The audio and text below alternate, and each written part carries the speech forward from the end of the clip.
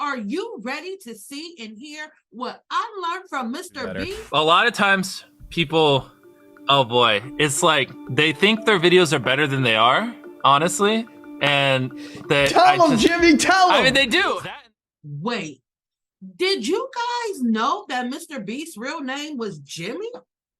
I didn't know that. Hey there, fellow YouTubers and aspiring content creators. Welcome to our channel today. I wanted to share with you all some valuable lessons I learned from none other than the legendary Mr. Beast, or Jimmy, who has mastered the art of growing on YouTube. So grab your pens, your paper, and let's get it. So guys, there is one key thing that I noticed about Mr. Beast that I don't see other creators doing. Pay attention when you're watching each of these clips and let me know if you notice what I noticed that may play a huge role in Mr. Beast's success. I will let you know in the end what I noticed, but if you notice before then, put it in the comments, describe it with one word, and we will see if we notice the same things. All right, so Mr. Beast's success stems from his ability to think outside the box. He constantly pushes the boundaries and comes up with unique and attention-grabbing ideas. So don't be afraid to dream big and put your own creative spin on things. Made his greatest ever video. His 100 million subscriber special is closing in on 40 million views in just 2 days. But here's the really interesting thing. This video manages to combine all of Mr. Beast's best YouTube tactics into 15 minutes. If there's ever a video we need to closely study, it's this one. You see, it all revolves around the three-part Mr. Beast equation. An equation that led to the greatest YouTube growth story of all time. And it starts with part 1, aiming for perfect retention. Which takes us on to part 2 of the equation, the clickbait master. So now we have part 1 and part 2 of the equation. But none of this would work if it wasn't for part 3, video financing. Now, how do you think Mr. Beast even came up with the 3-part Mr. Beast equation? Because we all know now that Mr. Beast did not become a YouTube success overnight. See, the first time I seen Mr. Beast, I thought he had blew up overnight. I had to truly follow his story and see how much work he put into his craft, his skill. He is an amazing creator who really dedicated a lot of time to something that he loved. But how do you think he came out with the 3-part Mr. Beast equation?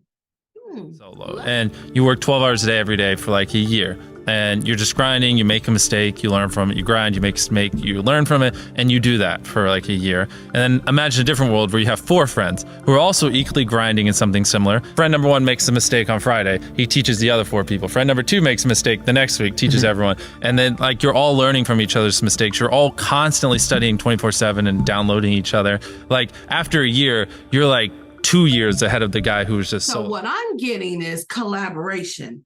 The same thing I spoke to you guys about in my previous video when I was telling you guys the strategies I learned from modeling Robert Benjamin.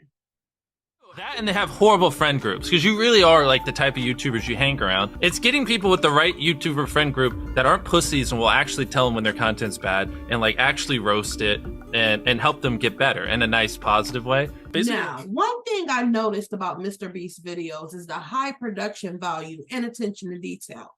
Investing time and effort into creating quality content will greatly impact your growth. Take the time to plan, script, and edit your videos to deliver the best possible viewer experience. Once you've done that, I learned one specific thing that no other creator that I modeled spoke on. And this is very important key to the success of growing on YouTube, in my opinion. Do our videos in other languages as well. If you Google it, it's like only whatever, less than 10% of the world speaks English, so 90% of the world can't even enjoy your content. And when I realized that, I was like, wait a minute, 90% of the world can't even watch this stuff. Like we just guys, I never realized that only 10% of the world speak English. Like that makes so much sense for you to have your videos published in more languages so that you can let more people enjoy. But that's not the only important thing, Mr. Beast said. To me, what's important is click-through rate, getting people to click on your video, and then average view duration, average view percentage, or just relative retention, and having them watch it. A lot of creators think click-through rate is just like the title and thumbnail and did they click it, but a lot of it too is did they enjoy your last video? Because if someone watches a video of yours and they loved it, you can bet the next time you're recommended, their chance of clicking is a lot higher. Your title and thumbnail set expectations. Like what you're saying is like, I like bananas. And what you need is bananas are the best goddamn food on the planet. Like that's the type of opinion you need. Like you need something like how to get 100 million views on YouTube, or not even that. That's not strong enough. You need something that makes people go, what the fuck? What the fuck did he say in that video? What the fuck? I need to know. And at the very beginning of the video, to minimize drop off, you want to assure them that those expectations are being met. If you're putting 1 million Orbeez in a pool, don't start the video with you shopping for, your mom's birthday present. So understanding that you have to deliver on what you say is going to happen. But if you were anything like me in the very beginning, I just could not understand the algorithm. I thought the algorithm hated me. I didn't know how to learn the algorithm. I didn't even know how to approach the algorithm so that my videos could start being seen. And then I heard Mr. Beast talk about the algorithm. Anytime you say the word algorithm, just replace it with audience. The algorithm didn't like that video? No, the audience didn't like that video. As you know, Mr. Beast is a remarkable creator who's all about inspiring and helping small YouTubers. However, one thing he's not a fan of is copycats. In a recent tweet, he expressed his regret about sharing his YouTube strategies because some individuals simply copied his work instead of being inspired to create their own unique content. So here's the deal, guys. Let's respect Mr. Beast's passion for supporting aspiring creators and take inspiration from his success to make our own mark in the YouTube world.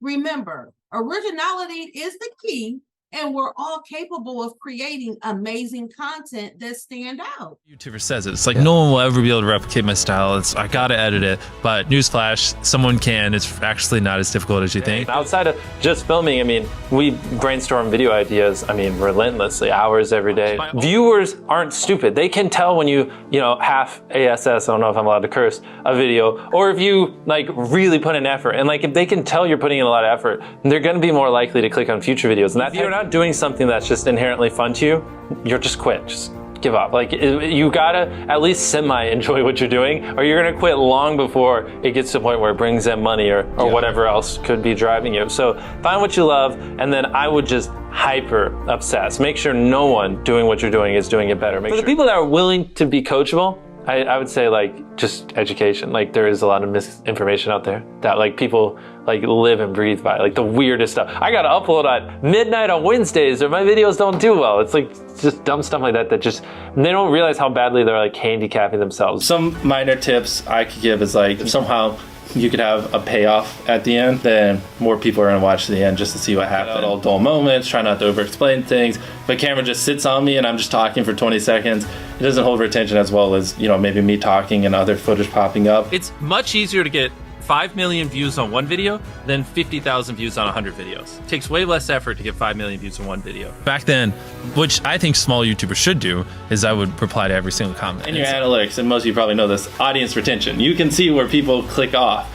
Just literally go through your last 50 videos, write down where everyone clicked off, and then just don't do those things again. Okay, guys, keep these fantastic tips from Mr. Beast in mind. Be kind, dream big, create awesome videos, connect with your fans, work with friends, and show off your unique branding. Who knows, someday we might be talking about your incredible success story. But wait, there's one special thing about Mr. Beast that sets him apart from others.